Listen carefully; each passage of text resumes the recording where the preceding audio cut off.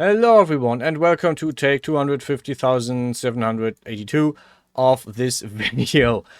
I've made a new video about, or I'm making a new video about Foundry, about Dungeon Alchemist, because I got a lot of comment on and a lot of traffic on the old video. This is which is 2 years old, and I wanted to make a new one and just update a few things. So I'm going through the comments on the site and we'll talk about the specific things that people have asked about. Starting with, someone said, hey, this is not a, or quoted me, this is not a combat map, and we had a little banter back and forth.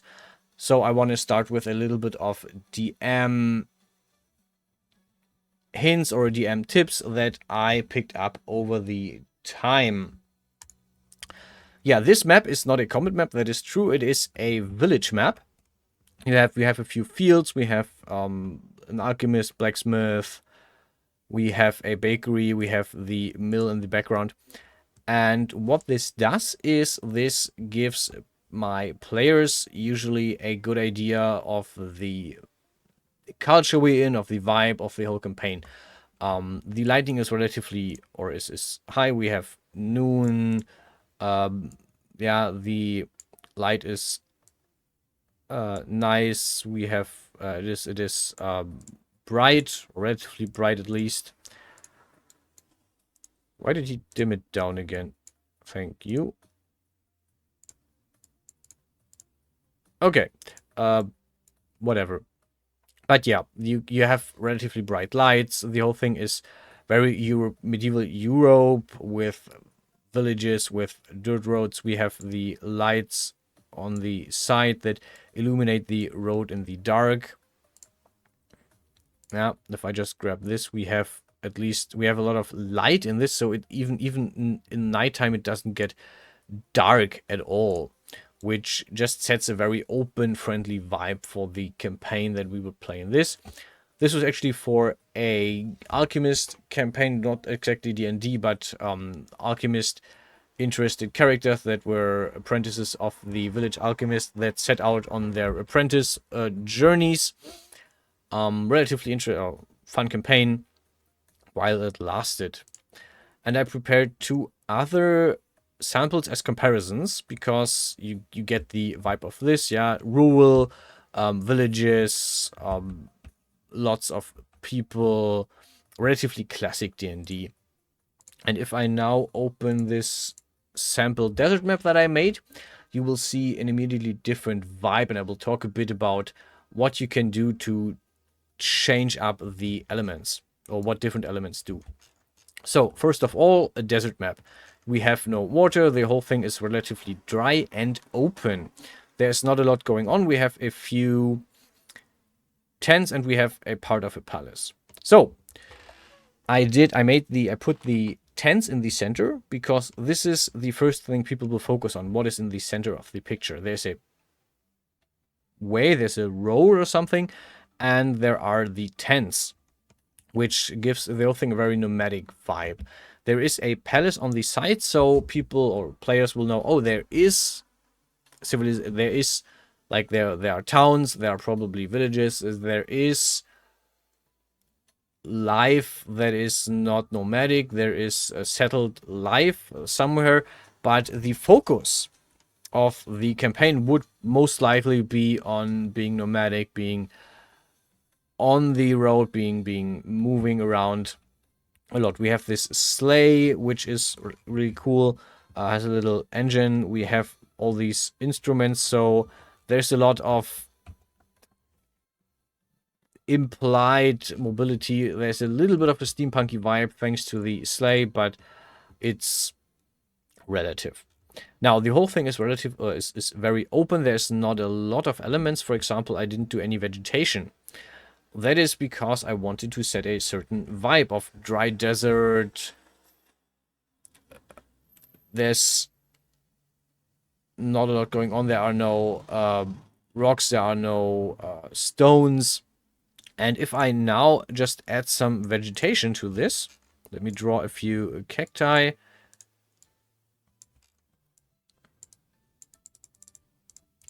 yeah, you can see that this changes a lot over the whole thing, because now it feels way less empty.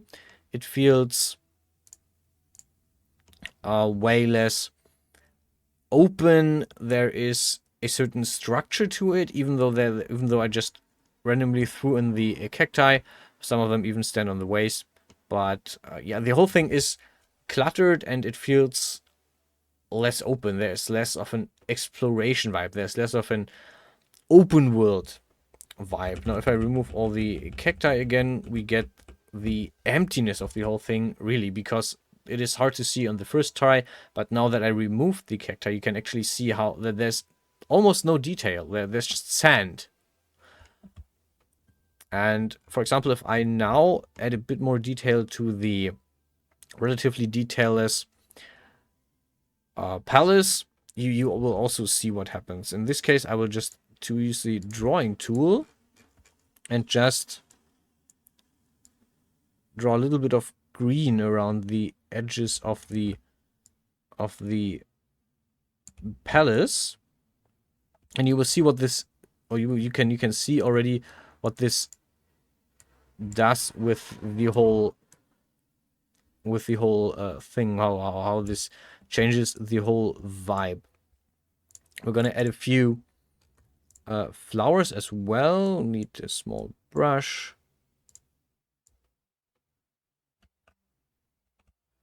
Yeah, and this already changes a lot of the vibes of this. We now have this clash between the palace with green, with flowers, or with plants in general, and the clash between the tense brown, dark colored red in the sand.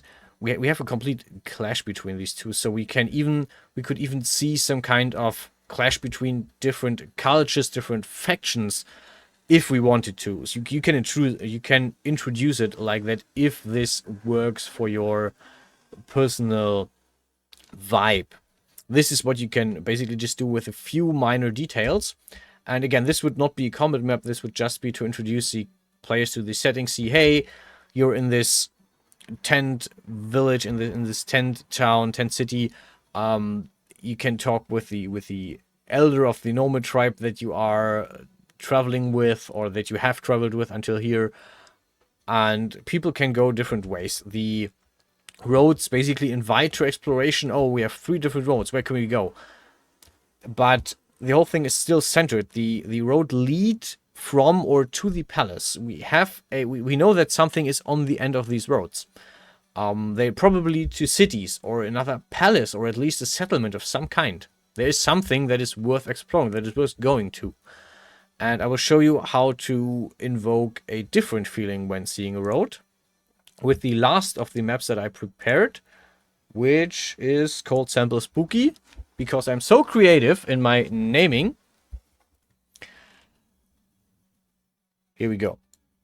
You can already see that the light is very different. I set this to evening. The sun is going down. It is less intense. Yeah, the whole thing looks dark. All the colors are relatively samey. And what we have as details, we have a lot of cobwebs, of dead trees. The few green spots we have are really melding into the ground as well, thanks to the light, and are around hovels, around dead and dilapidated buildings. We have a graveyard that is asymmetrical, which is intentional, because it just feels off. Just feels odd to have this asymmetrical graveyard going on. We have even this one cool, one cool tree with the skull inside, which is from the new Magic expansion or new Magic set that they released. So really, that's really cool. They release all these additional sets, not as DLCs, but just in the main thing. Really cool, amazing. And yeah, the earth is brown. It's dead. There's nothing growing. The path is, again, I would have probably drawn a real path if I could have, but this works as well. Yeah, it's a muddy road, the water is dirty as well. If I just show you this for a second, if I, for example, if I draw clear water, much different vibe. Yeah, if I draw cave water, has a different vibe, or this fair plane water. But if I draw the muddy waters, it just blends into the whole gray brown area. It just also the road just starts and stops at the edge of the map. It doesn't go to anywhere. The hovels are not connected to the road. They're just like adjacent to the road, but they don't have a real vibe to the road. Even like at least some of these buildings have entrances. This one leads towards the road, but this one, for example, the entrance leads away from the road. This one is far away from the road. Even the chapel entrance is not next to the road, but besides it, the gate to the broken down graveyard is not to the road. So the road, it's just there. It doesn't lead anywhere. The bridge is broken down. There's a wooden bridge. This would be a start where I say, hey, your characters arrive at the bridge. You see a merchant, or you see a person huddled down on a wagon that is crossing the bridge. The whole thing looks very rickety. You are not even sure that they will get to the other side safely. Everything looks dilapidated and broken down. The bridge is old. You hear the wood cracking, and you know you have to wait because this will take some time. And people can talk to each other, but yeah, the vibe is very different. It isn't very inviting for players. I would use this for starting a Ravenloft setting, for example, where people get together out of necessity, but they don't necessarily trust each other or become friends. They're just like working together as a group for now because maybe they have similar interests. But yeah, this is how I do different maps. And I'm gonna open the desert map again because I opened the desert map. But yeah, I want to show you about something that people asked about, which is the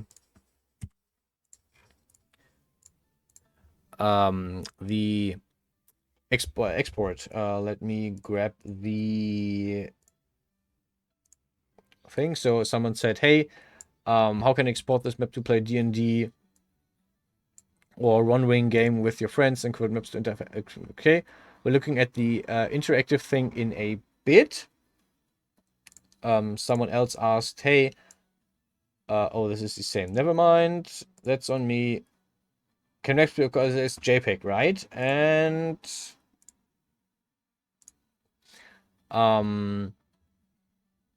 yeah, so what you can do is you export this for Foundry, for example, for Fantasy Grounds, Roll20. I have no idea what Fantasy Grounds is, I will be honest. You can just export this as image only or universal VTT. And what it can do is you get a JPEG image of the map. You can add the hex to it. You can either a hex or a square grid to it if you want to.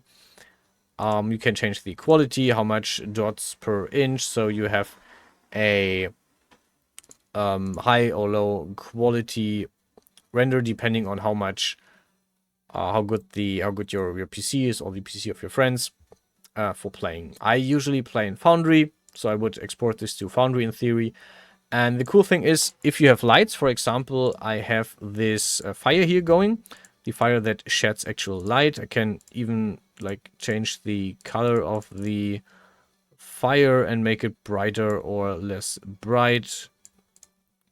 And what this does is, it for Foundry, for example, it exports, or it puts in a light source. So if I import this JSON file into Foundry, it already adds the lights and all the windows and all the doors and all the walls are ready to to be in the Foundry. So you basically just take it one to one and you have everything basically set up. Yeah, thanks to being in the millions of tries this time, again. Yeah, so the export function. Foundry export, yeah, for image, for JPEG. You can change how the walls look a little bit. You can render the lights in the image. You can export them to VTT as well. You can only render the lights in the image, or you can just say no lights and just export this as a as an image. Different quality settings, etc. You have different options to export this to Foundry, to Fantasy, to Roll20. Yeah. The other thing you can do, and I hope my PC doesn't crash, because this is what they asked in this one. Can this be interactive? Someone even had the comment of, hey, this is totally garbage, because some corporate exec said, hey, no, this is not interactive. I'm not sure where you're coming from, but okay. You have the option to play this somehow. Cinematic mode. Okay, you have this. Oh no, this is cinematic mode. Never mind. We wanted to. How do I exit the cinematic mode? Yeah, but you have different options. Let me open the village map again. Hopefully this resets the thing with the floating mode. First person. There we go. And yeah, you can even somehow play this map. Hello?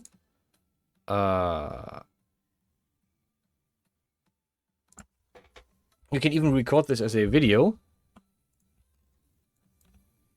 And you even can put in, for example, different interactive characters. Player characters, Artificer, Barbarian. The classic... Ooh, Centaur Bard. Okay. Right. You need this to actually play this. But yeah, you can actually, if you want to, you can play this. Right? I'm now the Centaur Bard. I'm running around the whole thing. I can jump a little bit. I can look through this, but I can also enter the homesteads now. You have an interactive version, and as far as I know, Dungeon Alchemist has remote play together, so people can join in and play. I think you can assign them characters, so they can, in theory, explore your build world if you let them. Yeah, so there is an interactive mode in this, for those of you who asked. Right, and now the center is actually over here. But yeah, there is interaction in the thing. You can have people explore this. I have not done this yet, because I usually really try to just have a map, explore the set, explain the setting, explain the vibe, and then have people go on. This might be interesting to try out. I will think about this and see how this goes. Maybe make a video about how it went, because my players are usually not the type to like to be in videos. But yeah. So yeah, you can... Hello? Yeah, there is an interactive mode where you can just like run around the map, at least open doors and check stuff out. I don't know if you can open windows or if you can't. But yeah, there is a way to play this as a game if you so want. I'm even sure you can like open in another map and then put in the characters, have them explore this one as well. Hard to say how this works in combat terms. We can just see no, we cannot see the grid from here on out. Can I actually open the windows? No, I can't. I can only interact with doors, it seems.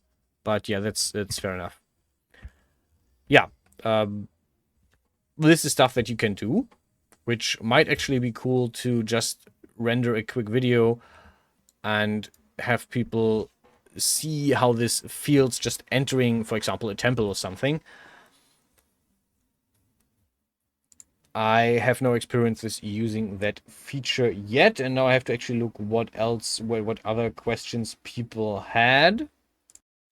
Right, so one thing we had is placing items without collision. So for example, this bridge. Let's build another bridge out of bridge pieces. This one is literally one piece.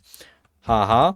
And one thing that the software does is it tries to connect the land to the bridges. So if we're opening the spooky map again, we can play a bit around with that, because I actually had to play around on that with the whole thing. Yeah, you have the bridge pieces here, and these ones are not forcing the surrounding. For example, whoops, if I move this one, you see that it forces the surrounding areas to move with it. The actual land, this one doesn't. So one thing I can do is I switch off collisions, and now I can. Now, first off, I get a. So what you can see is that if I move this onto a different piece, the rectangles get red, and I can't, like, it doesn't stay where it is. It just moves to the closest position it can. If I turn this collision off, I can just move it across the other ones. So, for example, these two I actually made by having the collision off. These two I first set by having the collision on. But yeah, I wanted to have this broken down bridge here.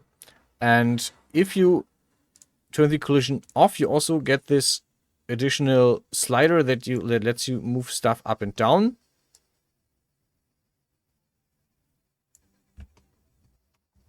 Now, for example, I can now make sure that the bridge is actually working better. Something that I could have done for the boat or for the ship that I made back when I built the pirate map.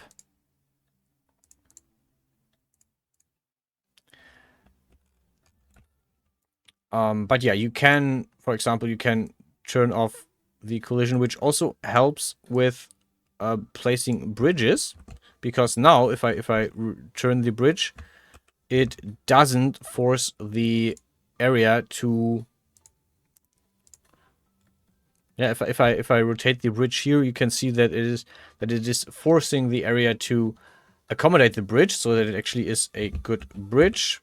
But if I turn the collision off, I can just rotate the bridge without any problems, and it is styled better to the actual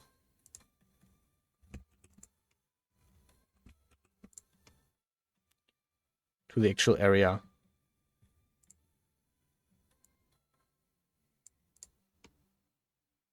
And it fits it way better.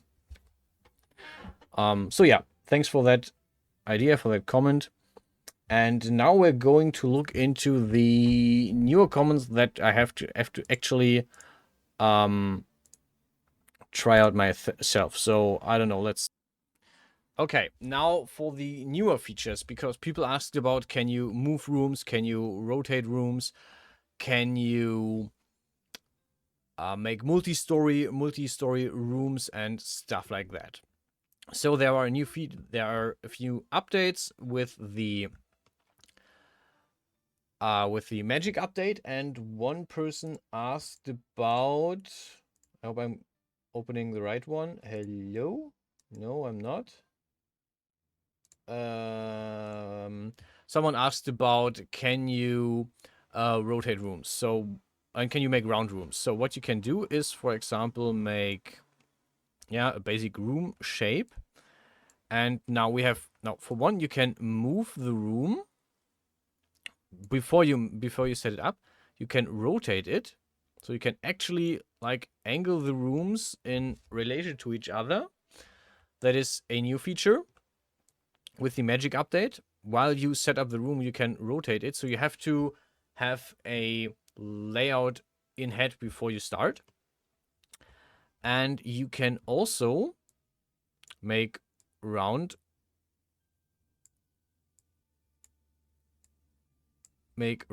corners in rooms by grabbing the corner points. And the more corner points you have, the better. And make a round room. Bam.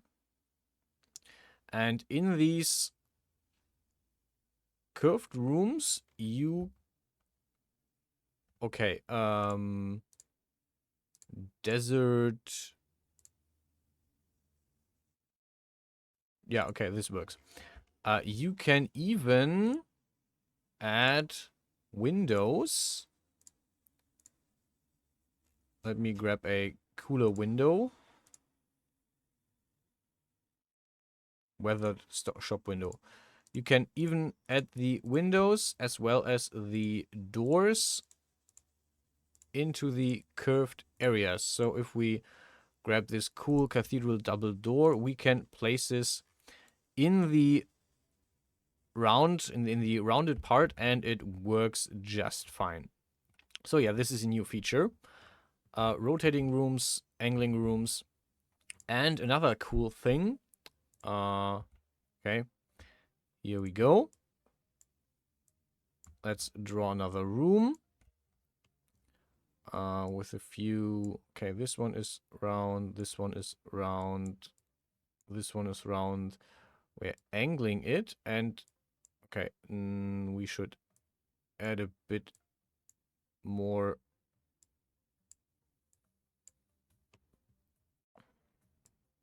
Okay. And what you also can do is you get this other slider. You can basically raise the room. I think there's a max height. To it. And yeah, you can even like make it a cellar room if you want to.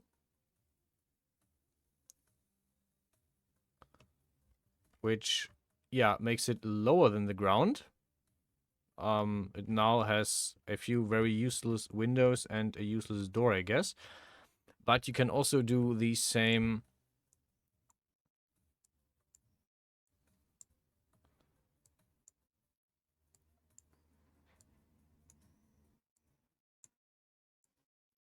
You can even make angled... You can angle this by dragging these to the side. The pointers. Which is really cool. No, wait. Ah, damn it. And if I pull this up, it will just raise the ground below it to fit this. I don't think you can put rooms on top of each other yet, but we can try this. For example, let's grab a staircase. If we structural stairs up, do we have a cool spiral staircase? We have spiral stairs. Okay, bang. And if we now make a smaller hammam room, let's... Oh, okay, interesting. I didn't know that worked.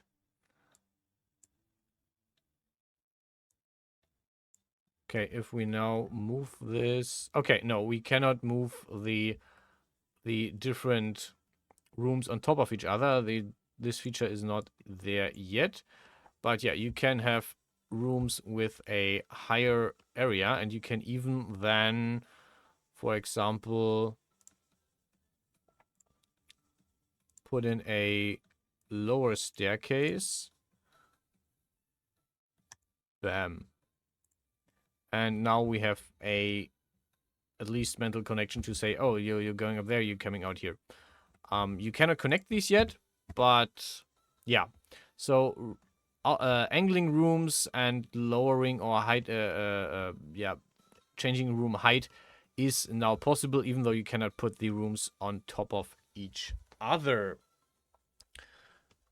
And I hope that answers all the questions that you have.